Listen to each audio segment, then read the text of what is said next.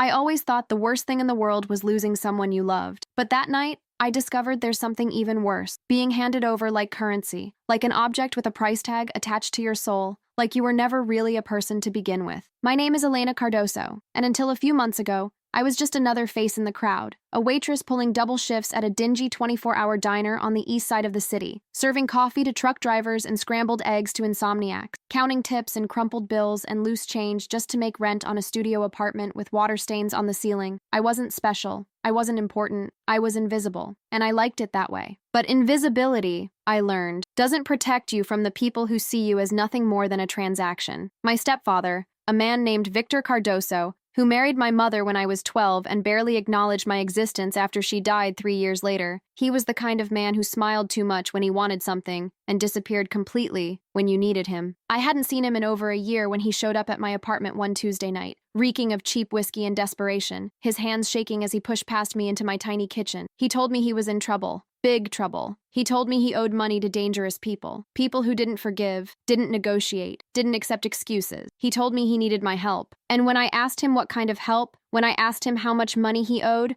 when I asked him what he'd gotten himself into this time, he couldn't look me in the eye. He just kept saying he was sorry, over and over. Like an apology could erase what was about to happen. I remember standing there in my cramped kitchen, the fluorescent light flickering overhead, looking at this man who'd never been a real father to me, who'd shown up at my mother's funeral and cried theatrical tears before disappearing back into whatever hole he'd crawled out of, and I felt nothing. Not anger, not sympathy, just a cold, hollow emptiness. I told him I didn't have money to give him. I told him I could barely pay my own bills. I told him that whatever mess he'd gotten himself into, I couldn't fix it. And he looked at me then, really looked at me, with eyes so desperate and pathetic that I almost felt sorry for him. Almost. He told me he wasn't asking for money. He told me he'd already found a solution. He told me that all I had to do was cooperate, just for a little while, and everything would be fine. When I asked him what he meant by cooperate, he finally admitted the truth. He'd offered me as collateral to the man he owed, not temporarily, not as a guarantee he'd pay, but as payment itself. He'd traded me like I was a car title or a piece of property, something he owned and could dispose of to settle his debts. I think I laughed. It was such an absurd thing to hear, so completely insane, that my brain couldn't process it as reality. I told him that wasn't how the world worked,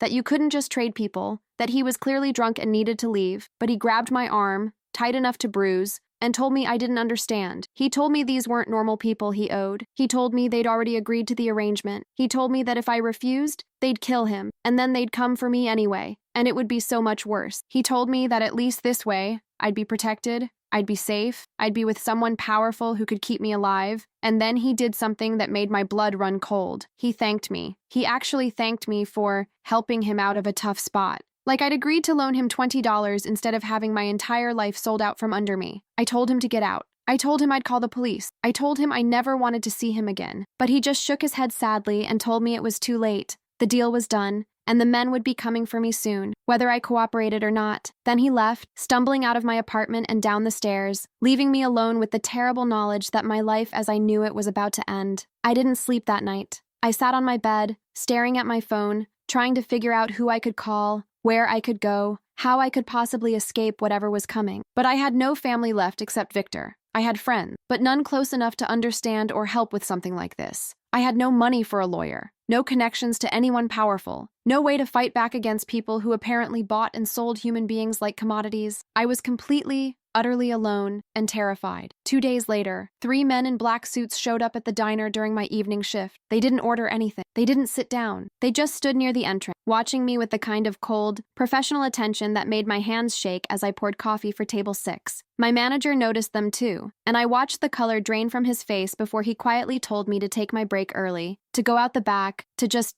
go. But I didn't make it to the back door. One of them stepped in front of me, blocking my path with the calm confidence of someone who knew I had nowhere to run. He told me his name was Marcus, that he worked for someone very important, and that I needed to come with them. When I asked why, when I demanded to know what this was about, when I told them they couldn't just take me, he showed me a photograph on his phone. It was Victor, in a warehouse, on his knees, blood on his face, terror in his eyes. And Marcus explained, in a voice so calm it made my blood run cold, that my stepfather had made certain promises he couldn't keep with money, so he'd offered something else instead. Me, he offered me, as collateral, as payment, as a solution to a debt I didn't even know existed. I wanted to scream that it wasn't legal, that you can't just trade a human being, that I had rights, that this was insane. But Marcus just looked at me with something almost like pity and told me that the man Victor owed didn't care much about legality. He told me that if I refused, Victor would be dead by morning. He told me that if I ran, they'd find me within hours. He told me that the only choice I really had was whether I walked out of that diner voluntarily or whether they carried me out. I looked around the diner, at the tired truckers nursing their coffee, at my manager pretending not to see what was happening, at the life I'd built that was so small and ordinary and mine, and I knew it was over. So I untied my apron with hands that wouldn't stop shaking. I grabbed my jacket from the back room, and I walked out of that diner, following 3 strangers to a future I couldn't even begin to imagine. Because what else could I do? Because some part of me, some naive, stupid part of me, thought that maybe I could talk to whoever this person was, explain the situation, convince them that I was worthless as collateral, that keeping me made no sense. I thought I could reason my way out of this. I thought wrong. They drove me across the city in a black SUV with tinted windows, through neighborhoods I'd never been to, past buildings that seemed to scrape the sky itself, until we pulled into the underground garage of a gleaming tower that made my apartment building look like a forgotten relic. The tower was called Thorn Pharmaceutical. I'd seen it before, of course. Everyone in the city knew the Thorn Tower, with its distinctive architecture and the massive logo visible for miles. But I'd never imagined I'd be inside it,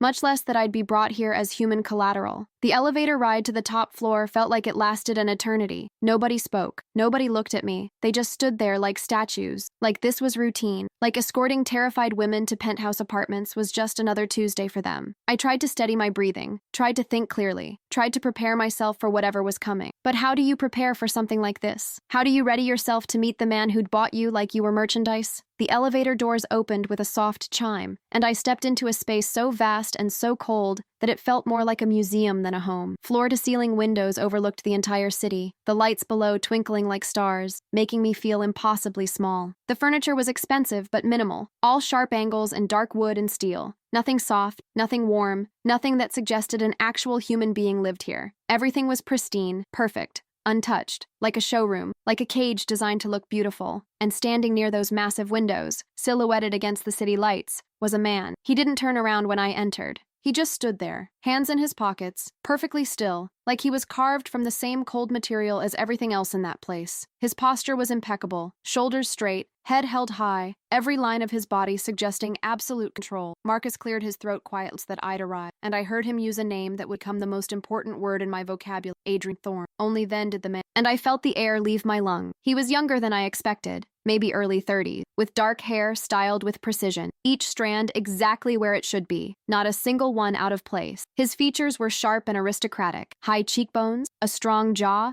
a nose that looked like it had been sculpted rather than grown, lips pressed into a thin line that suggested smiling was something he'd forgotten how to do. But it was his eyes that made me forget how to breathe. They were pale gray, almost silver in the low light, and they looked at me with an intensity that felt physical, like he was seeing through me, cataloging every fear, every weakness, every secret I tried to hide. They were beautiful and absolutely empty. He wore a suit that probably cost more than I made in 6 months. Charcoal gray, perfectly tailored, with a black shirt underneath and no tie, the top button undone in the only concession to casualness in his entire appearance. Everything about him screamed power, control, danger, wealth, and something else I couldn't quite name, a kind of carefully maintained emptiness, like he'd deliberately removed every trace of humanity from himself and replaced it with ice. He looked at me for a long moment, his expression completely unreadable, his eyes moving over me with the clinical assessment of someone examining a piece of furniture they were considering purchasing. And then he dismissed Marcus with a slight gesture, just a movement of his hand, barely noticeable, but Marcus left immediately, along with the other men, the elevator doors closing behind them with a soft chime that sounded like a death knell. And then it was just the two of us, me and this stranger, this man who apparently owned me now. The silence stretched between us, heavy and suffocating, and I realized he was waiting for me to speak first. So I did. I asked him what he wanted from me. My voice came out smaller than I intended, shaking slightly, betraying the terror I was trying so hard to hide. Adrian Thorne? Because I couldn't think of him as just Adrian, not when he looked at me like that, tilted his head slightly, like he was considering the question, and then he crossed the space between us with slow, deliberate steps, each one calculated, each one making my heart pound harder against my ribs. He moved like a predator, fluid and controlled, every movement precise, nothing wasted. When he was close enough that I could see the exact shade of gray in his eyes, close enough that I could smell his cologne, something expensive and understated, woody and clean, he stopped, and he told me his name, formally, like we were being introduced at a cocktail party instead of a transaction. Adrian Thorne, CEO of Thorne Pharmaceuticals. He told me about his company, about how they developed medications that saved millions of lives every year, about their research into treatments for rare diseases, about their standing in the medical community. He said it all in a voice so calm, so measured, that it felt like he was discussing the weather, like this was a normal conversation, like I wasn't standing there as his property. And then, finally, he told me why I was there. He explained that Victor Cardoso had borrowed a significant amount of money, $300,000 to be exact, money used for gambling debts, for failed business ventures, for a lifestyle he couldn't afford. He explained that Victor had run out of ways to pay, run out of assets to liquidate, run out of people willing to help him. He explained that in a moment of desperation, Victor had offered me as a guarantee, a living insurance policy that would remain in Adrian's possession until the debt was settled. The way he said it, so clinical, so matter-of-fact, made it somehow worse than if he'd been cruel about it. At least cruelty would have been honest. This was business. When I finally found my voice again, when I finally managed to push words past the terror lodged in my throat, I asked him what that meant. What did in his possession mean? What was I supposed to do here? What did he want from me? Was I expected to... I couldn't even finish the sentence. Adrian studied me for a moment, his head tilting slightly, those gray eyes never leaving my face. And then he told me something that made everything worse. He told me he didn't want anything from me. Not labor, not service, not anything else. He told me I was simply going to live here, in his penthouse, under his protection, until certain circumstances were resolved. The way he said protection made it sound like a prison sentence. When I asked what circumstances, he said he couldn't explain yet.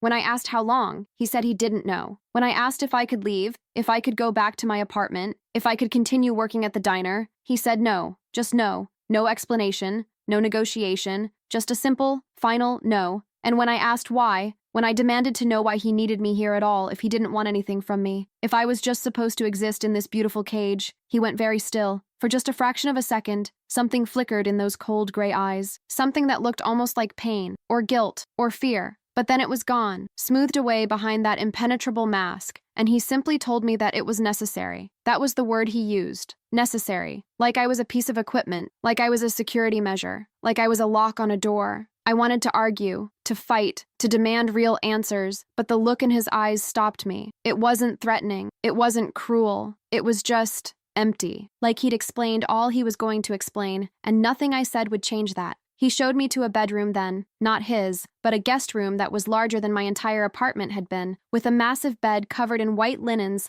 that looked like they'd never been slept in, a bathroom that looked like it belonged in a luxury hotel with marble everything, and a shower big enough for 4 people, and a closet already filled with clothes in exactly my size. That detail disturbed me more than anything else that had happened. The clothes weren't just generic items, they were carefully selected. Jeans and sweaters and dresses, casual clothes and formal wear, everything I might need, all in styles that somehow seemed like things I would have chosen for myself if I'd had unlimited money. He'd known I was coming. He'd prepared for me. This wasn't impulsive or reactive. This was planned, carefully, meticulously planned. I turned to look at him, standing in the doorway of this beautiful prison cell, and asked him how long he'd known. How long had he been planning to bring me here? He didn't answer. He just told me the rules. I couldn't leave the penthouse without his explicit permission and an escort. I couldn't contact anyone from my previous life. No friends, no coworkers, nobody. I couldn't access certain rooms in the apartment, his office, his bedroom, and a locked room at the end of the hallway that he didn't explain. I couldn't ask questions about his business, his work,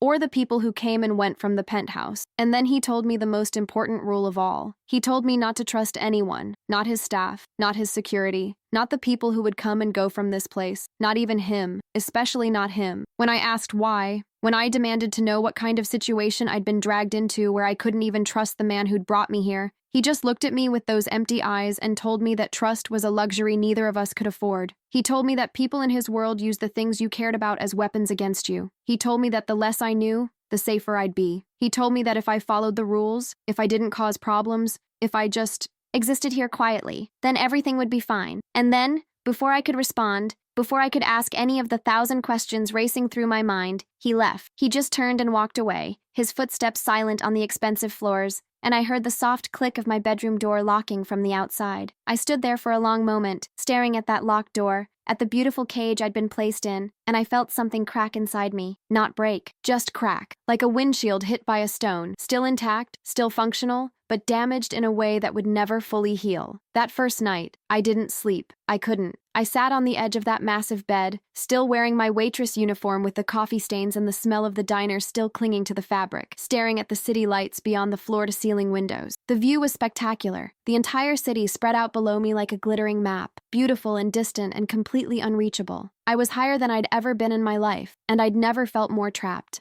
I thought about my apartment with its water stains and cramped kitchen and neighbors who played music too loud. I thought about the diner with its rude customers and grease smell, and Marcus, who always left exactly 15% tips. I thought about my ordinary, difficult, unglamorous life, and I wanted it back so badly it made my chest ache. I thought about running, finding a way to break the window, maybe, or picking the lock on the door, or screaming until someone heard me, but I knew it wouldn't work. Men like Adrian Thorne didn't leave loose ends. If he'd locked me in here, it was because he knew I couldn't escape. The security system alone was more complex than anything I'd ever seen. Cameras in every corner, motion sensors, biometric locks on certain doors. This wasn't just a home, it was a fortress, and I was inside it. So instead of planning an escape, I tried to understand. I tried to figure out what game I'd been pulled into, what purpose I served, why someone like Adrian Thorne, powerful, wealthy, apparently capable of anything, would need someone like me. But no matter how many times I turned it over in my mind, nothing made sense. I was nobody. I had no skills beyond serving coffee and remembering orders. I had no connections to anyone important. I had no value whatsoever as collateral. Because what was Adrian going to do?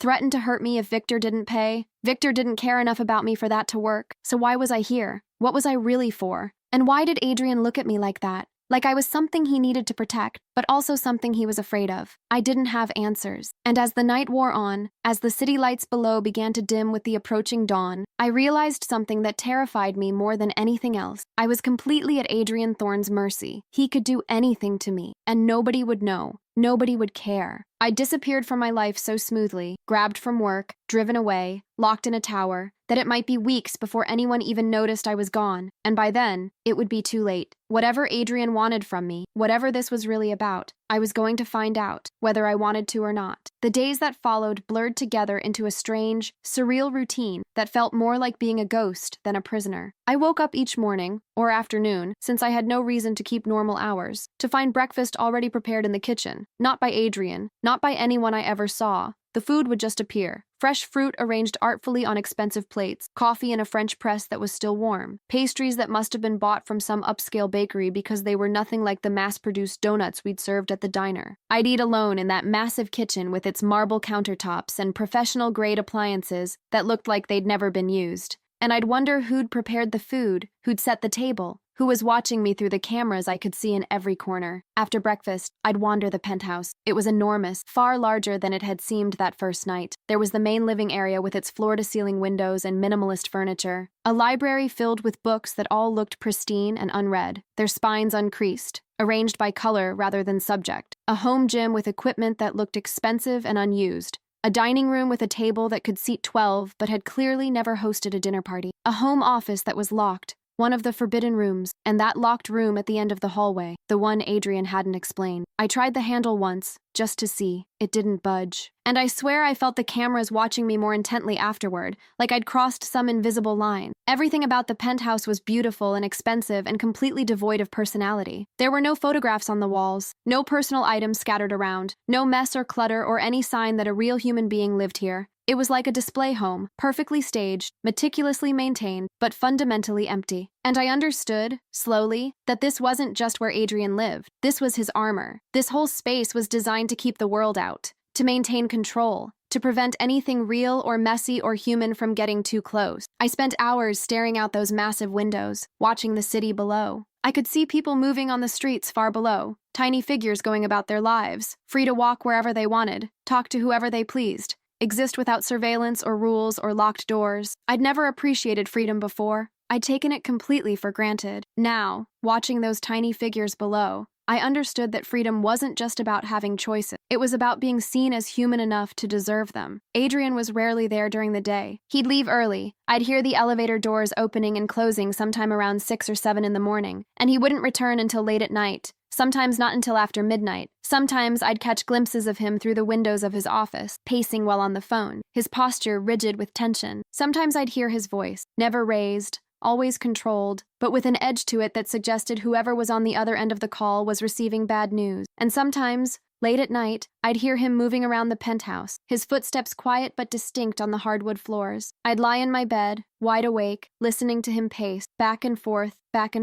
like he couldn't sleep either, like whatever demons he was carrying were too heavy to put down, even in the middle of the night. On those nights, I'd hear him stop outside my door. Just stop, standing there in the hallway, so close I could probably hear him breathing if I got up and pressed my ear against the door. He never knocked, never came in, never said anything. He'd just stand there for minutes that felt like hours, and then he'd walk away, back to wherever he'd come from, leaving me alone with the terrible knowledge that he was checking on me, making sure I was still there, making sure I was safe, or making sure I hadn't escaped. I couldn't tell which. The first time I saw him after that initial night was 3 days later. I was in the library, curled up in one of the leather chairs with a book I'd pulled randomly from the shelf, some dense philosophical text that I couldn't really follow but that gave me something to do besides stare at walls. I heard the elevator doors open, heard footsteps, and then he was there, standing in the doorway of the library, still in that perfectly tailored suit, still with that impenetrable expression, still looking at me like I was a problem he was trying to solve. We stared at each other for a long moment, and I waited for him to say something, to explain, to give me some indication of what I was supposed to do or be or become in this place. But he just asked if I needed anything. That was it. Do you need anything? Like I was a hotel guest instead of a prisoner. I told him I needed to leave. I told him I needed my phone back. I told him I needed to know what was happening, why I was here, what the point of all this was. He listened to my litany of demands with that same unreadable expression, and then he told me no, to all of it. Just no. And then he left again, disappearing back into whatever part of his life didn't include me, leaving me alone with my confusion and frustration and the growing, terrifying realization that this was my life now. This cage, this isolation, this man who looked at me like I was simultaneously precious and dangerous. But something changed after that encounter. He started appearing more often, not interacting, exactly, just being there. He'd work in the library while I read, sitting at the desk in the corner, his attention focused on his laptop, but his presence impossible to ignore. He'd eat breakfast in the kitchen on mornings when he didn't leave early, sitting across from me at the island, both of us silent, both pretending this was normal. He'd watch the news in the living room some evening, and I'd find myself sitting on the opposite end of the massive sofa, both of us staring at the screen, both carefully maintaining distance. And slowly, incrementally, I started to notice things about him. The way his jaw would tighten when certain news stories came on. Anything about pharmaceutical companies, about drug trials, about people dying from medications. The way he never seemed to eat much, just pushed food around his plate like eating was an obligation rather than a pleasure. The way his hands would shake sometimes when he thought I wasn't looking, just a slight tremor that he'd hide by clenching his fists. The way he'd stare at nothing sometimes, his eyes unfocused, like he was seeing something I couldn't see. The way he'd flinch, just barely, almost imperceptibly, whenever I spoke unexpectedly, and I realized that Adrian Thorne, for all his power and control and ice-cold demeanor, was afraid of something, terrified, even. I just didn't know what. 2 weeks into my captivity, because that's what it was, even if the cage was gilded and the meals were gourmet and the prison guard was beautiful in his cold, untouchable way, I decided to push back. I was going crazy in that penthouse. The routine was suffocating me. The silence was crushing me. The lack of any real human interaction was making me feel like I was disappearing, like I was ceasing to exist as a person and becoming just another piece of expensive furniture in Adrian's museum of a home. So one morning, when he was eating breakfast across from me in that careful, controlled silence, I spoke. I told him I needed to do something, anything. I couldn't just sit in the penthouse all day, every day, doing nothing, going nowhere, talking to nobody. I told him I'd go insane if this continued. I told him I needed a purpose, a job, something to occupy my mind besides the constant, grinding anxiety of not knowing why I was there or what was going to happen to me. Adrian looked up from his coffee and for a moment I saw something flicker in those gray eyes. Surprise, maybe, that I'd spoken so directly, or maybe concern, I couldn't tell. But then his expression smoothed back into that familiar blankness, and he told me no. I couldn't work. I couldn't leave. I couldn't do anything that might expose me to the outside world. When I asked why, when I demanded to know what I was being protected from, he went very still. And then he told me something that made my blood run cold. He told me that there were people watching him, people who wanted to find weaknesses in his operation, leverage they could use against him. He told me that if those people knew I existed, if they found out I was here, they'd use me to hurt him. And when I pointed out that I was just collateral for a debt, that I meant nothing to him, that using me as leverage wouldn't work, he looked at me with an expression I couldn't quite read and told me I was wrong. That was all. Just, you're wrong. No explanation, no clarification, just those two words that somehow changed everything and nothing at the same time. And then he stood up, left his breakfast half eaten on the counter, and disappeared into his office, locking the door behind him. I sat there in the kitchen, my own breakfast forgotten, trying to process what he'd just implied, that I did mean something to him, that I was more than just collateral, that keeping me safe mattered enough that he was willing to keep me locked away from the world. But why? Why would I matter to someone like him? We were strangers. He didn't know me. I didn't know him. There was no logical reason for him to care whether I lived or died beyond whatever agreement he'd made with Victor, unless there was something else going on, something he hadn't told me, something that explained the way he looked at me sometimes, like I was a ghost he was seeing instead of the person actually standing in front of him. I decided then that I was going to figure it out. I was going to understand what this was really about, because the not knowing was worse than any truth could be. So I started paying attention, really paying attention. I started noting the times he'd receive phone calls that made his entire body go rigid. I started listening when he'd pace in his office late at night, his voice low but urgent. I started cataloging the people who came and went from the penthouse, always when Adrian was there, always meeting with him in his locked office, always leaving looking either satisfied or worried. And I started exploring, carefully, quietly, testing doors I wasn't supposed to touch, looking through books in the library for hidden notes or documents, checking drawers in the guest rooms for anything that might give me a clue about what I'd been pulled into. I didn't find much. Adrian was too careful for that. But I did find one thing. In the library, tucked into a book about pharmaceutical ethics that looked like it had actually been read,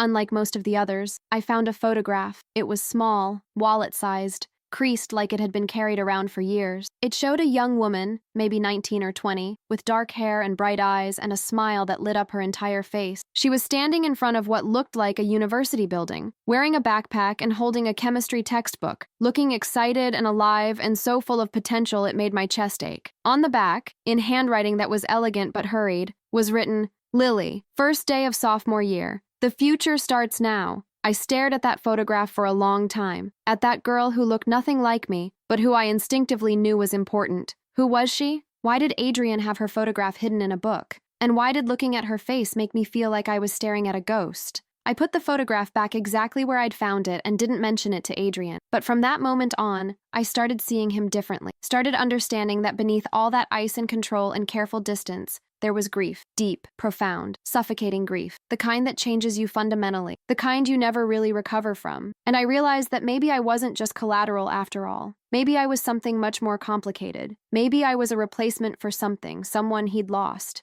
And that terrified me more than anything. The photograph haunted me. I couldn't stop thinking about it, about the girl with the bright smile, about the way Adrian had kept her image hidden like a secret too painful to acknowledge, about what it meant that I was here, in his penthouse, living under his protection for reasons he refused to explain. I started watching him even more closely after that, looking for signs of whatever he was carrying, and once I knew what to look for, I saw it everywhere. In the way he'd pause sometimes when walking past my room, his hand hovering near the doorframe like he was stopping himself from entering. In the way he'd look at me when he thought I wasn't paying attention, not with desire or possession, but with something that looked almost like desperation. In the way he'd ask if I needed anything, if I was comfortable, if the penthouse was too cold or too warm or too quiet, like my comfort mattered more than it should to someone who was supposedly just holding me as collateral. And in the way he'd disappear some nights, leaving the penthouse late and returning in the early hours of the morning looking exhausted and haunted, like he'd been fighting battles I couldn't see. 3 weeks into my captivity, something changed. It was a Thursday. I'd started keeping track of the days, marking them mentally because time had started to blur together in that sterile, beautiful space. I was in the living room, curled up on the sofa with yet another book I wasn't really reading, when Adrian came home in the middle of the afternoon. That alone was unusual enough to make me look up. But what made my breath catch was the state he was in. His tie was gone. His jacket was slung over his arm instead of worn properly. His hair, always so perfectly styled, was disheveled, like he'd been running his hands through it repeatedly. And there was something in his eyes that I'd never seen before. Not emptiness, not control, but raw, barely contained emotion that made him look almost human, almost vulnerable. He didn't acknowledge me. He just walked straight to the bar in the corner of the living room, a piece of furniture I'd never seen him use, and poured himself a drink. Whiskey, neat. He downed it in one swallow, poured another, and stood there with his back to me, his shoulders rigid with tension. I should have stayed quiet. I should have let him have whatever moment he was having without intrusion, but I couldn't. 3 weeks of silence and distance and carefully maintained boundaries had worn away my caution. So I asked him if he was all right. My voice sounded too loud in the quiet penthouse, and I watched his shoulders tense even further at the sound of it. For a long moment, he didn't respond. He just stood there, glass in hand, staring at the city beyond the windows. And then, finally, he spoke. He told me I should stop trying to understand him. His voice was rough, strained, nothing like the controlled tone I'd grown accustomed to. He told me it would be easier for both of us if I just accepted the situation without asking questions, without looking at him like I was trying to solve a puzzle. He told me that caring about whether he was okay was pointless and potentially dangerous. That I should focus on myself, on surviving this, on getting through each day until whatever needed to happen had happened, and I could go back to my life. And when I asked why, when I pushed back and demanded to know why I was here if I was supposed to just exist without understanding, without connection, without any kind of human interaction beyond polite distance, something in him snapped. He turned sharply, and I saw that the careful control he always maintained was cracking. His eyes were too bright. His jaw was clenched so tight I could see the muscle jumping beneath his skin. His hands were shaking slightly, making the whiskey in his glass ripple. He crossed the room in 3 long strides and stopped right in front of where I sat, close enough that I had to tilt my head back to meet his eyes. And for the first time since I'd met him, Adrian Thorne looked at me like I was real. Not a problem, not a responsibility, not a ghost of someone else. Just me, Elena, a person standing in front of him. He told me I was there because he'd made a promise to someone he'd lost. His voice was barely above a whisper, thick with emotion he couldn't quite hide. He told me that I was there because when Victor's debt had crossed his desk, when he'd seen my file, my photograph, my age, my situation, something in him had recognized it. The pattern, the setup, the way vulnerable young women got used as currency by men who saw them as disposable. He told me that the people Victor owed money to, before Adrian had bought out the debt, were far worse than I could imagine. They weren't just criminals. They were monsters who specialized in making people disappear, who ran operations that destroyed lives and got away with it because they had money and power and connection. He told me that if he hadn't intervened, I would have ended up in one of those operations, used, broken, destroyed, and probably dead within 6 months. He told me that buying Victor's debt,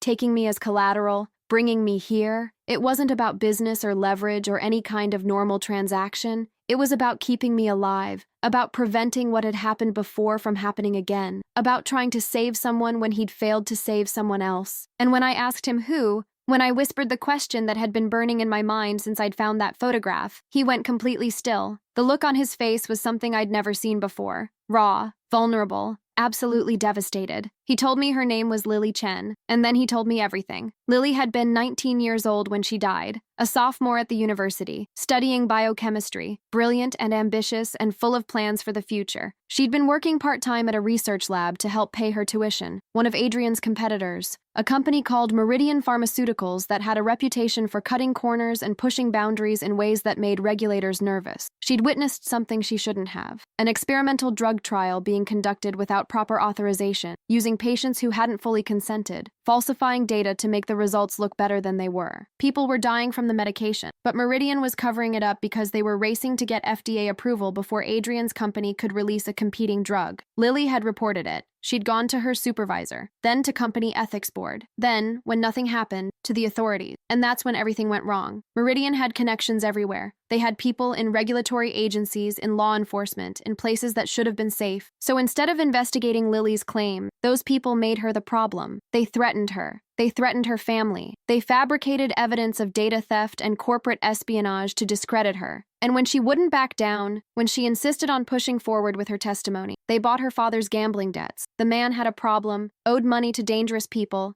and used that leverage to take her. They called it protective custody. They told her father they were keeping her safe until the investigation was resolved. But really, they were making sure she couldn't testify. Adrian had found out about it through his own network. He'd been investigating Meridian for months, knew they were corrupt, but didn't know about Lily specifically until it was almost too late. He'd intervened, bought out her father's debts, taken custody of Lily himself. He'd kept her in a safe house with professional security, following every protocol, doing everything right. He'd promised her she'd be okay, that he'd protect her, that she could testify safely and the people responsible would face consequences. He'd promised, but someone on his security team had been compromised. Meridian had gotten to them, offered enough money or made enough threats, and that person had sold Lily's location. The safe house had burned. Everyone inside had died, including Lily. The official report said it was an electrical fire, an accident, no foul play suspected. But Adrian knew the truth. They'd killed her, burned her alive to make sure she could never testify. And they'd gotten away with it because nobody could prove it wasn't an accident, because the investigation was handled by people who were paid to look the other way, because that's how the world worked when you had enough money and power and willingness to destroy anyone who got in your way. Lily Chen had been 19 years old. She'd wanted to save lives through medicine, and she'd died because she'd tried to do the right thing. Adrian told me all of this standing in the middle of his living room, his voice hollow, his eyes distant,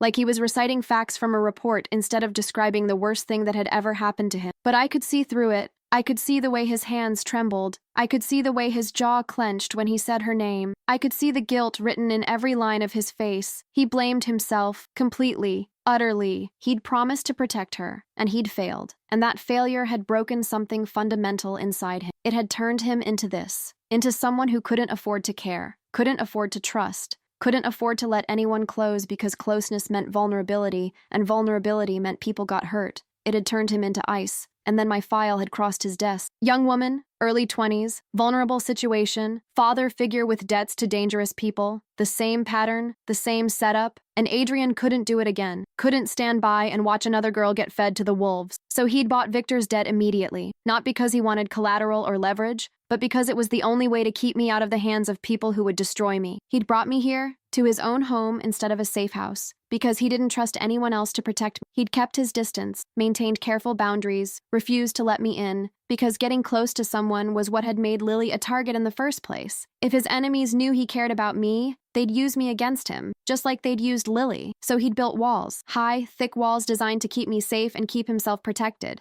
But those walls were crumbling now. I could see it in his eyes, in the way he looked at me like he was drowning and I was air. He'd meant to keep me at a distance, but 3 weeks of living in close proximity, of sharing space and meals and silence, had worn away his defenses despite his best effort. He was starting to care, and it terrified him. When he finally finished speaking, when the story had run out and left us both sitting in the heavy silence of truth, I didn't know what to say. How do you respond to something like that? How do you comfort someone carrying that much guilt? So I did the only thing I could think of. I stood up, crossed the space between us, and wrapped my arms around him, just held him. Adrian went completely rigid at first, like physical contact was so foreign to him that his body didn't know how to process it. But then something broke. He buried his face in my shoulder and held on like I was the only solid thing in a world that was falling apart. He didn't cry. He didn't make a sound. He just held on, his breath coming in shaky gasps, his fingers gripping the fabric of my sweater like I might disappear if he let go. We stood there for minutes that felt like hours, in the middle of that cold, beautiful penthouse.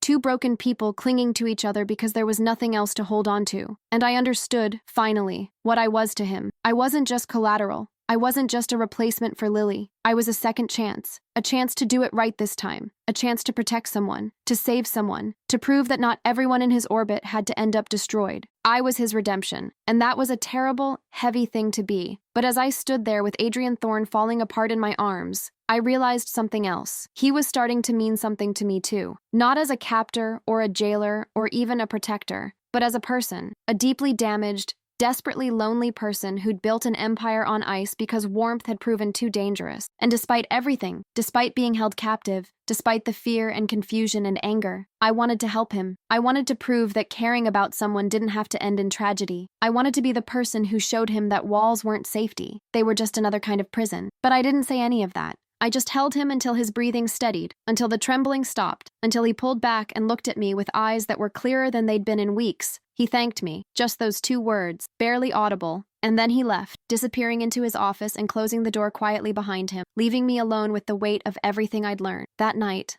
I couldn't sleep again. But this time it wasn't fear keeping me awake. It was understanding. I finally knew why I was here. I finally understood what Adrian was fighting. And I finally realized that this situation was so much more complicated than I'd ever imagined. Because I wasn't just a prisoner trying to escape. I was a lifeline for someone who'd been drowning for years. And I had no idea what to do with that responsibility. The days after Adrian told me about Lily were different. Something fundamental had shifted between us. He stopped avoiding me completely. He started coming home earlier, working from his office in the penthouse instead of staying at the Thorne Pharmaceuticals headquarters until midnight. He started joining me for dinner in the evenings, and though we didn't talk much at first, the silence felt different now, less oppressive, more comfortable, like we were two people sharing space instead of a jailer and his prisoner. He asked me questions sometimes, about my life before, about what I'd wanted to do with my future before everything derailed, about what I thought about when I stared out those massive windows for hours. And I asked him questions too, about his work, about the pharmaceutical industry, about what he was trying to accomplish beyond just running a profitable company. He told me things I suspected most people didn't know, about how Thorne Pharmaceuticals was just the legitimate face of something larger, a network dedicated to exposing corruption in the medical industry, protecting whistleblowers, making sure the companies that put profits over lives faced consequences. He told me about the operations he'd shut down, the lives he'd saved, the executives he'd helped put in prison. He told me it had made him powerful enemies, people who'd do anything to stop him, people who'd killed Lily and would kill again if given the chance. And I started to understand that Adrian Thorne wasn't just a cold,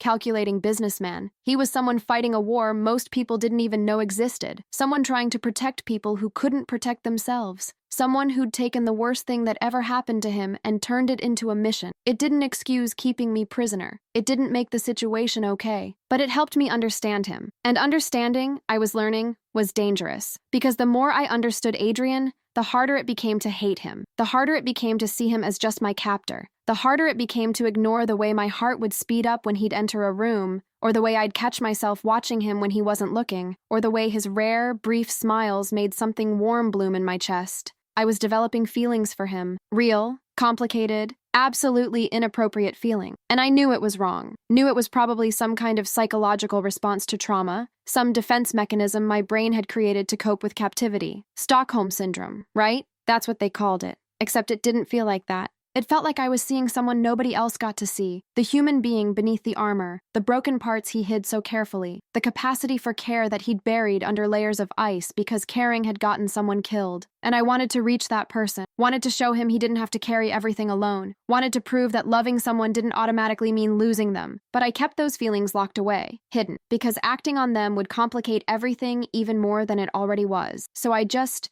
existed alongside him. We'd have dinner together, talking about safe subjects, books, movies, current events. We'd sit in the library some evenings, him working on his laptop, me reading, comfortable in the shared silence. We'd watch the news together, and he'd explain the stories behind the stories, the corruption and lies and political maneuvering that happened beneath the surface of official narratives. And slowly, carefully, I started to feel less like a prisoner and more like, I don't even know what, a roommate? A companion, something that didn't have a name. The walls between us were coming down, inch by painful inch, and I could see it scared him. I could see him catch himself getting too comfortable, too open, too close, and then pull back, reset the distance, remind himself why he needed to stay away. But it was getting harder for him. I could tell. Sometimes I'd catch him staring at me with an expression that made my breath catch, something intense and longing and conflicted all tangled together. Sometimes his hand would brush mine accidentally, and instead of pulling away immediately, he'd let it linger for just a second too long. Sometimes he'd say my name in a way that felt like a caress, soft, almost reverent, like it meant more than just identification. And sometimes, late at night, I'd hear him stop outside my door again, but now I understood what he was doing. He wasn't checking on a prisoner. He was making sure I was safe, making sure I was still breathing, making sure the nightmare of Lily didn't repeat itself. It would have been sweet if it wasn't so heartbreaking. 1 month into my captivity, Adrian asked me if I wanted to see the city. I'd been standing at the windows, my usual spot, watching the world below, and he'd come up beside me quietly. He told me he could arrange an outing, heavily secured of course, if I was going crazy from being trapped inside. The offer surprised me. It was the first time he'd suggested I could leave the penthouse, even temporarily. I asked him if it was safe, if the people he was worried about had stopped looking, or if the threat had passed, or if something had changed. He told me no. The threat hadn't passed. If anything, it had gotten worse. His enemies knew something had changed in his behavior, knew he was protecting something, and they were circling like sharks. But he also told me that he couldn't keep me locked away forever, that it wasn't fair, that I deserved to have some semblance of a normal life even if the circumstances were abnormal. He told me he'd been working on something, a way to end this, to neutralize the threat, to make it safe for me to eventually go back to my life. But it would take time. And in the meantime, he could at least give me a few hours of freedom, carefully controlled and monitored, but freedom nonetheless. I asked him what he was planning, what this solution looked like. He wouldn't tell me, just said it involved exposing some very dangerous people and that it was better if I didn't know the details. But he promised me it would work. He promised me I wouldn't be trapped here forever. He promised me that once it was done, I could leave, go back to my life, forget this ever happened. The way he said it, the way his voice went flat on those last words, made something twist in my chest, because I realized he was planning for me to leave, planning for this to end, planning for a future where I wasn't part of his life anymore. And the thought of that hurt more than it should have. I told him I didn't need to see the city. I told him I was fine where I was. I told him I understood he was trying to keep me safe, and I could wait however long it took. And the look he gave me then, relief mixed with something that looked almost like pain, told me he was feeling it too. This thing growing between us. This connection neither of us had planned for or wanted or knew what to do with. We stood there at the windows, close enough that I could feel the warmth radiating from his body, both of us staring out at the city lights, both carefully not acknowledging what was happening. And then Adrian did something he'd never done before. He reached out and took my hand, just held it, his fingers warm and strong around mine, his thumb brushing across my knuckles in a gesture that felt both tentative and desperate. We didn't speak. We just stood there, hands linked, watching the city together. And I felt safer than I had in weeks, not because of the security system or the locked doors or the guards I never saw but knew were there, but because of him, because somehow, impossibly, Adrian Thorne had become my safety, and I'd become his. That moment at the window, his hand in mine, the city lights below, the silence between us charged with everything we couldn't say, it changed something fundamental. After that night, Adrian stopped pretending. He stopped maintaining the careful distance. He stopped acting like I was just a responsibility, just someone he was obligated to protect. He started letting me in, really in. He told me about his childhood, growing up with parents who saw him as an investment rather than a child, who groomed him to take over the family business from the moment he could walk, who taught him that emotion was weakness and attachment was liability. He told me about his sister Victoria, brilliant, ruthless, and deeply concerned that his protective instincts were going to get him killed. He told me about the first time he'd realized the pharmaceutical industry wasn't about saving lives as much as it was about profit margins, and how that realization had shaped everything he'd done since. He told me about the network he'd built, people scattered throughout the industry, in regulatory agencies, in law enforcement, in places where corruption thrived, all working quietly to expose the companies that put money over human lives. He told me about the threats he received regularly, the attempts on his life that his security team dealt with before he even knew about them, the constant vigilance required to stay alive in a world where he'd made himself a target. And he told me about Lily, really told me, not just the facts but the feelings, how bright she'd been, how passionate about changing the world, how young and full of potential, how he'd promised her father he'd keep her safe, how he'd failed, how he still saw her face sometimes when he closed his eyes, still heard her voice, still woke up from nightmares where he could smell the smoke from that fire, how the guilt ate at him every single day, how he'd sworn he'd never let it happen again, never get close enough to anyone that losing them would destroy him, and how I'd ruined that plan completely. He told me that last part one evening when we were sitting in the library, me curled up in my usual chair, him at his desk pretending to work but really just watching. He told me I'd gotten under his skin despite his best efforts, that he'd tried to maintain distance, tried to stay detached, tried to treat me like just another person under his protection, but he couldn't, because I wasn't just another person. I was someone who looked at him like he was worth knowing, not just worth fearing, someone who asked about his day and actually wanted to hear the answer, someone who saw through all his carefully constructed walls and didn't run away from what she found there, someone who made him remember what it felt like to care about another person's happiness more than his own safety. He told me it terrified him, because caring about me made me a target, made me vulnerable, made me exactly the kind of leverage his enemies would kill for, and he didn't know how to protect me from that except by keeping me here, in this fortress, away from everyone and everything that could hurt me, even if it meant hurting me in different ways. I listened to all of this, watching emotions play across his face, fear and longing and guilt and something that looked dangerously close to love, and I realized we were standing at a precipice. We could acknowledge what was growing between us, or we could keep pretending it didn't exist. We could take the risk, or we could stay safe. We could choose each other, or we could choose survival. And I knew which one I wanted. So I stood up, crossed the space between us, and told him the truth. I told him I wasn't afraid of his world anymore, that I understood the risks, understood what I was getting into, understood that loving someone like him meant accepting danger as part of the package. I told him that yes, this had started with me being captive, being collateral, being something he felt obligated to protect, but it had become something else, something real, something worth fighting for. I told him I wasn't Lily, that what happened to her was tragic and devastating, but it wasn't his fault, and he couldn't spend the rest of his life punishing himself for not being omniscient. I told him that building walls didn't keep people safe, it just kept everyone lonely, and I told him that I was choosing him, all of him, the darkness and the danger and the broken parts he tried so hard to hide. I was choosing him, and I needed to know if he could choose me back. Adrian stared at me like I'd just said something in a language he didn't understand, like the concept of someone willingly choosing him, not his money or his power or his protection,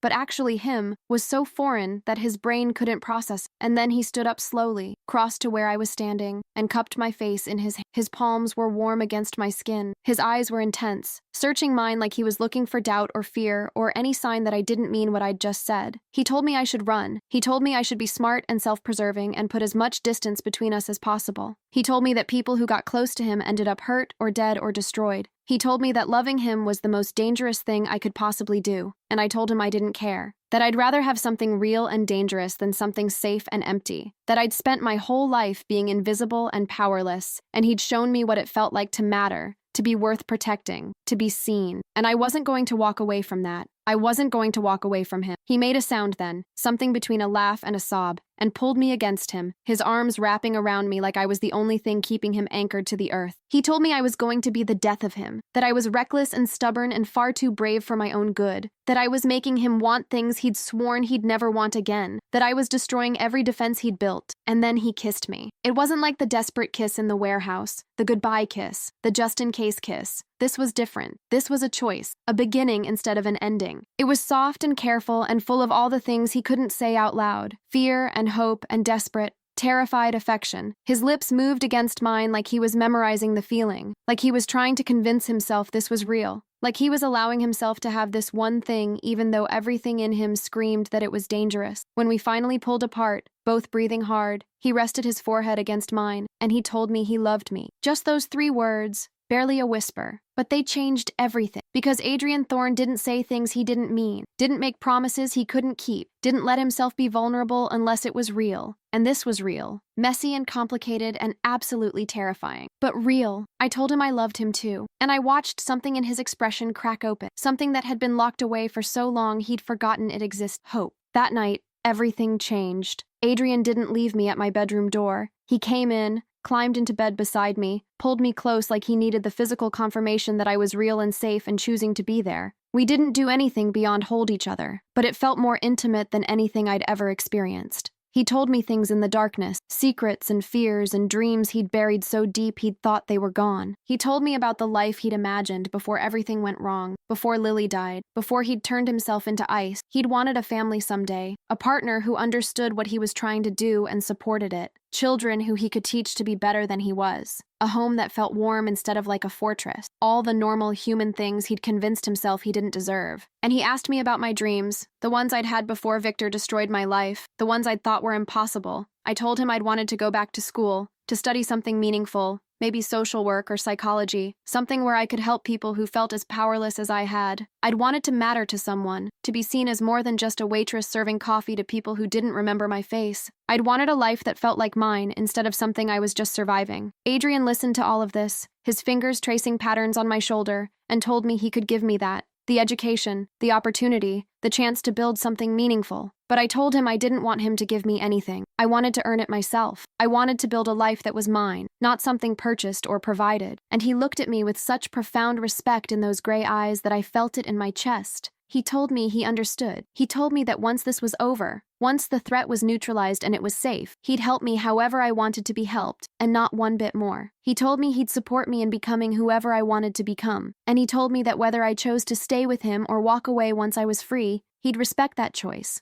That he wouldn't hold me captive with emotion, the way he'd held me captive with circumstances. That I deserved the freedom to choose my own path, even if that path led away from him. I kissed him then, soft and slow, and told him to stop planning for me to leave, told him I was exactly where I wanted to be, and for the first time since I'd met him, Adrian Thorne smiled, really smiled. Not the brief, barely there expressions I'd caught glimpses of before, but a real, genuine smile that transformed his entire face, made him look years younger, made him look like the person he might have been if the world hadn't beaten him down. It was beautiful. He was beautiful. And I was completely, irrevocably in love with him. The next few weeks were the strangest of my life. Because on one hand, I was still technically captive, still couldn't leave the penthouse without permission, still lived under constant surveillance, still existed in a situation that most people would consider deeply unhealthy. But on the other hand, I'd never felt freer. Adrian and I stopped pretending. We'd have breakfast together every morning, actually talking instead of maintaining polite silence. We'd work side by side during the day, him handling his business, me reading or researching or helping him with small tasks when he asked. We'd have dinner together every evening, and he'd tell me about his day, and I'd tell him about whatever I'd been thinking about. And we'd talk about everything from philosophy to stupid movies to what we'd do if money and danger weren't factors. And at night, we'd fall asleep together, wrapped around each other like we were each other's anchor in a chaotic world. It was domestic and strange and absolutely not normal, but it was ours. Adrian introduced me to his work, really introduced me. He showed me the network he'd built, explained how it operated, let me sit in on encrypted video calls with people across the country who were all working toward the same goal, exposing corruption, protecting whistleblowers, making sure the pharmaceutical industry remembered it was supposed to save lives, not just make profits. He asked for my opinion on things, valued my input, treated me like an equal partner instead of someone who needed to be protected from reality. And I found my purpose there. I started helping coordinate with witnesses. People like Lily had been, people who'd seen things they shouldn't have and needed protection while they came forward. I was good at it, good at making people feel safe, at listening to their stories, at helping them navigate the terrifying process of speaking truth to power. I found meaning in it, found a way to turn my own experience, being powerless, being used,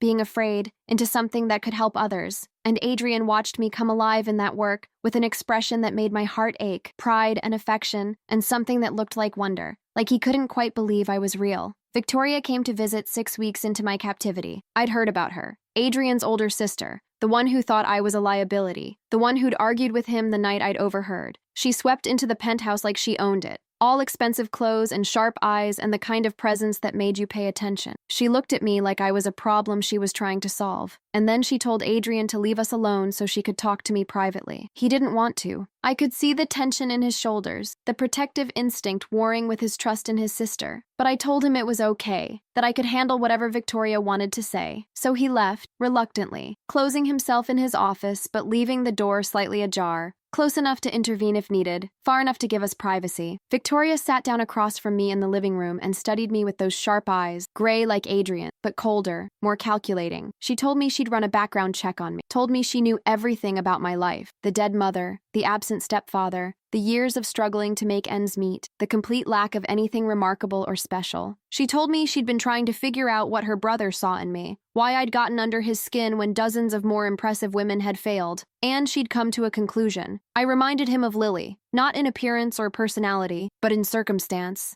Young, vulnerable, caught in a situation I didn't create, needing rescue. She told me that Adrian had a savior complex the size of Manhattan, that he was so eaten up with guilt over failing Lily, that he'd latched onto me as a way to atone. She told me that what I thought was love was really just trauma bonding and misplaced responsibility. And she told me that if I really cared about her brother, I'd walk away before I got him killed, because that's what would happen eventually. His enemies would figure out how much I mattered to him, and they'd use that knowledge to destroy him. I listened to all of this without interrupting, letting her say everything she needed to say, and then I told her she was wrong. I told her that yes, maybe Adrian's initial impulse to protect me had been about Lily, about guilt and atonement and trying to save someone when he'd failed before. But what we had now was real. It wasn't about him rescuing me, or me being grateful or any kind of power dynamic. It was about two broken people who'd found each other and decided that together was better than alone. I told her I understood the risks, that I wasn't naive about what loving Adrian meant, that I knew his world was dangerous,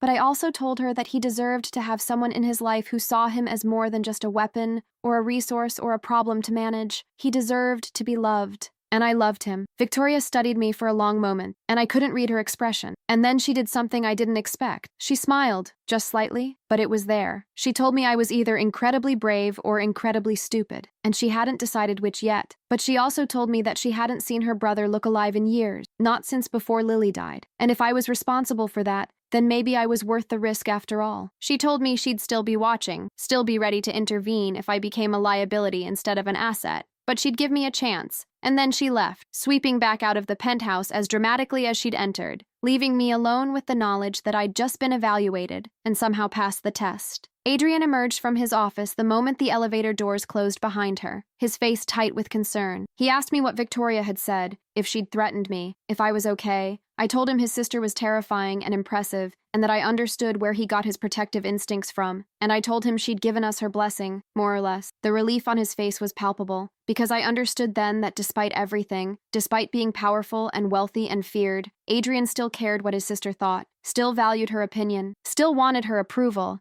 especially when it came to me. It made him more human, more real, more mine. 2 months into my captivity, Adrian finally told me about his plan. We were in bed, the city lights filtering through the windows, his fingers running through my hair in that absent way he did when he was thinking. He told me he'd been building a case against the people who'd killed Lily, Meridian Pharmaceuticals, and the network of corrupt officials who'd helped them cover it up. He'd been gathering evidence for years, waiting for the right moment, the right leverage, the right opportunity to strike without getting himself killed in the process. And that moment was coming. He had witnesses ready to testify. People from inside Meridian, people who'd been part of the cover-up and wanted out, people who could provide evidence that would be impossible to dismiss. He had documentation, internal memos, financial records, communications that proved the conspiracy. He had support from people in positions of power who were tired of corruption and wanted to see it end. And he had a strategy for releasing all of it simultaneously, to the press, to regulatory agencies, to law enforcement, in a way that would be impossible to suppress or spin. It would destroy Meridian. It would expose everyone who'd helped them. It would bring justice for Lily and for everyone else who'd been hurt by their corruption. But it would also paint a massive target on Adrian's back, the kind of target that was hard to survive. He told me all of this calmly, like he was discussing a business transaction instead of something that might get him killed. And then he told me that once it was done, once everything was exposed and the pieces had fallen, I'd be safe. His enemies would be too busy trying to save themselves to come after me. I could leave the penthouse, go back to my life, do whatever I wanted. I'd be free. He said that last word like it was a gift he was offering me. But all I heard was goodbye. I pulled back to look at him, at this man who'd become my entire world, and I asked him if he was planning to die, if this strategy of his involved sacrificing himself to take down the people who'd hurt Lily. He didn't answer right away, just looked at me with those gray eyes that I'd learned to read so well, and I saw the truth there. He wasn't planning to die, but he wasn't exactly planning to survive either. He was planning to do what needed to be done, and if he made it through, great, and if he didn't, well, at least it would be for something meaningful. I told him absolutely not. I told him he didn't get to save me, make me fall in love with him, and then martyr himself for a cause. I told him that justice for Lily didn't require his death, that revenge and atonement weren't the same thing,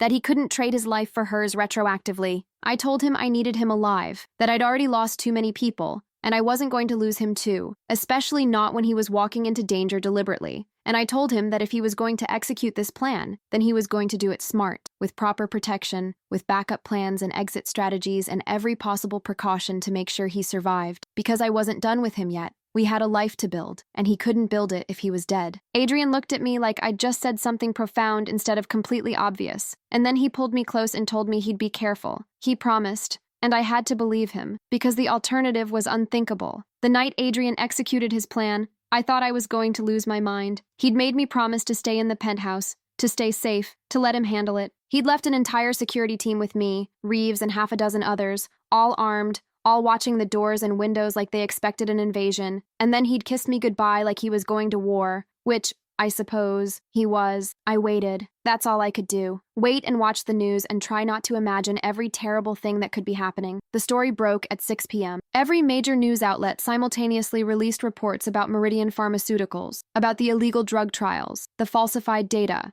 the patients who died, the cover-up that had lasted years. They had evidence, documents, testimony from whistleblowers who'd been too afraid to come forward before, and they had recordings, phone calls, and meetings where Meridian executives discussed how to make problems disappear, including Lily Chen. It was damning, comprehensive, impossible to dismiss as conspiracy or lies. Within an hour, Meridian's stock had crashed. Within 2 hours, federal agents were raiding their headquarters. Within 3 hours, arrests were being made. Executives, government officials, everyone who'd been part of the network. It was working. Adrian's plan was actually working, but he wasn't home yet. I paced the penthouse, watching the news, checking my phone even though he'd told me he couldn't call, trying not to panic. Reeves tried to reassure me, told me Adrian knew what he was doing, that he'd be fine, but I could see the worry in her eyes too, because even the best plans could go wrong, and the people Adrian had just exposed were dangerous, desperate, and had nothing left to lose. It was past midnight when I finally heard the elevator. I ran to the entrance, my heart pounding, and there he was, Adrian, alive. He looked exhausted. His tie was gone. His shirt was rumpled. There was a bruise forming on his jaw, but he was alive. I threw myself at him, and he caught me, holding on tight, his face buried in my hair. He told me it was done. It was over. The people who'd killed Lily were going to prison. The corruption was exposed.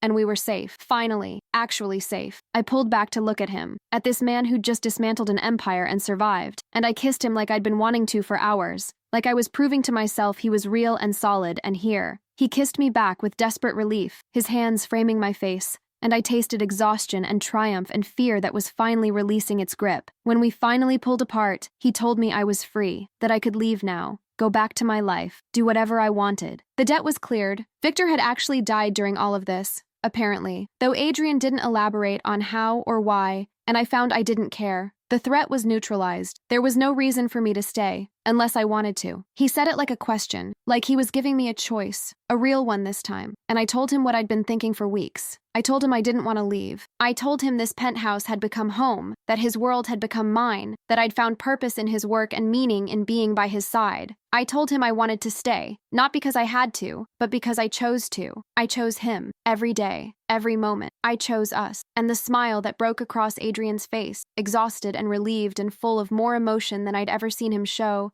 made everything worth it. Every moment of fear, every moment of uncertainty, every complicated, messy moment that had led us here. Because this was real. This was ours. And I wasn't going anywhere. That's how my story ends. Or maybe it's more accurate to say that's how it begins, because the months that followed were about rebuilding. Adrian stepped back from some of his more dangerous work, delegating to the network he'd built, focusing on the legitimate side of Thorne Pharmaceuticals. I enrolled in university, social work, just like I'd dreamed. And Adrian supported me in every way that mattered without trying to control or manage it. We found our rhythm, our life, our normal, strange, beautiful existence. I still work with his network sometimes, helping coordinate with witnesses, providing support for people going through what I went through, and I'm good at it. I matter. I make a difference. Adrian still has nightmares sometimes about Lily, about the fire, about failing to save her, but they're getting less frequent. The guilt is loosening its grip, slowly, as he learns that atonement doesn't require self-destruction. Victoria has become something like a friend. She still evaluates me sometimes with those sharp eyes, still makes comments about how I'm too brave for my own good, but she also approves. I can tell. Reeves teaches me self-defense and tells me stories about operations I probably shouldn't know about and has threatened, multiple times,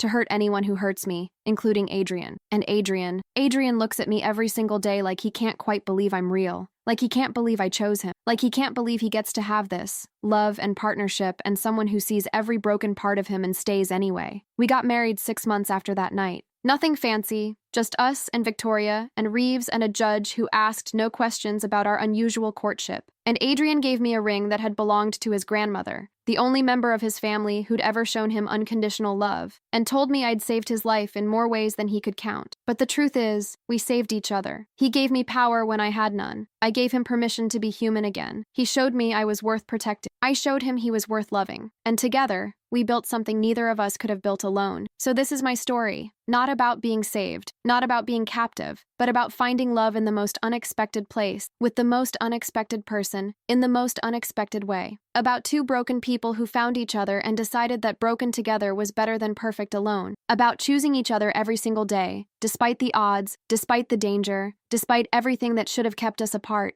Adrian Thorne was never supposed to be my love story. He was supposed to be my nightmare. But somewhere between the fear and the fighting and the slowly building trust, he became my home. And I became his reason to believe that even people who live in shadows deserve a chance at light. My name is Elena Cardoso Thorne now, and I'm exactly where I'm supposed to be, with the man who bought my debt and accidentally gave me everything I'd ever wanted. With the man who taught me that love isn't always soft and sweet. Sometimes it's fierce and complicated and forged in fire. With the man who looks at me every morning like I'm the best thing that ever happened to him, even though I started as the worst situation he could imagine. This is my story, our story, and I wouldn't change a single moment of it. Not the fear, Not the captivity, not the confusion or the pain or the terrible, beautiful journey that brought us together. Because all of it, every single moment, led me here, to him, to us, to home, and that's worth everything.